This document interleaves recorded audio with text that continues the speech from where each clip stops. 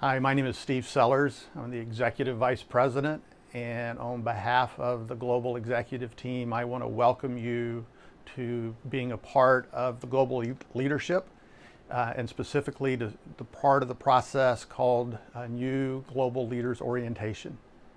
There are actually three parts of this process. One is what you're in right now, which is kind of the pre-learning, pre-engagement kinds of activities where you're able to talk to one another and start engaging with members of the global executive team.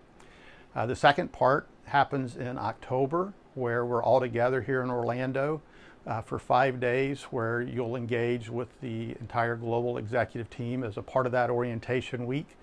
And then the third part is the coaching and post conference time, where you'll continue to get ongoing coaching as a part of being a new global leader. So I'm really excited about the reality that you're going to be a part of the global leadership, and I'm looking forward to meeting those of you that I haven't met, as well as reconnecting with those of you that I have met. I'm trusting that the Lord is going to use this time and this process in August and September leading up to our time in October, and while we're together, to really minister to us and prepare us for what He has for us in our new roles. I'm moving into this new role as of July, and there are two things that the Lord has been really clear to me about as I'm leading in this way, leading into the future, that I want to encourage you to think about as you move into your new role as part of the global leadership. The first thing is that the Lord impressed upon me is that we have to lead from a place of surrender. It's not about the position, it's about making sure that our lives are fully surrendered to Jesus, and we're submitting ourselves to walking with Him in dependence upon Him and His Holy Spirit, so that He can bear fruit through us as we walk in a manner worthy of His calling and of who He is, as He talks about in Colossians 1.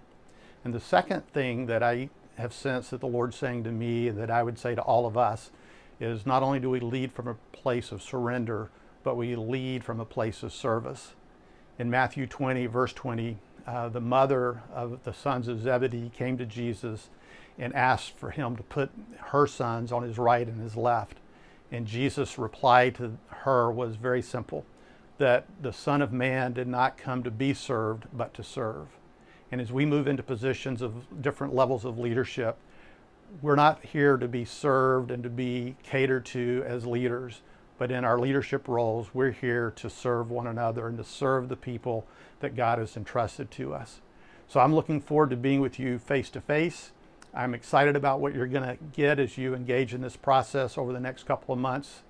And I'm looking forward to seeing how God's going to work in each of our hearts as we fall more in love with Jesus, live lives of surrender, and live lives of service in the roles that He's called us to.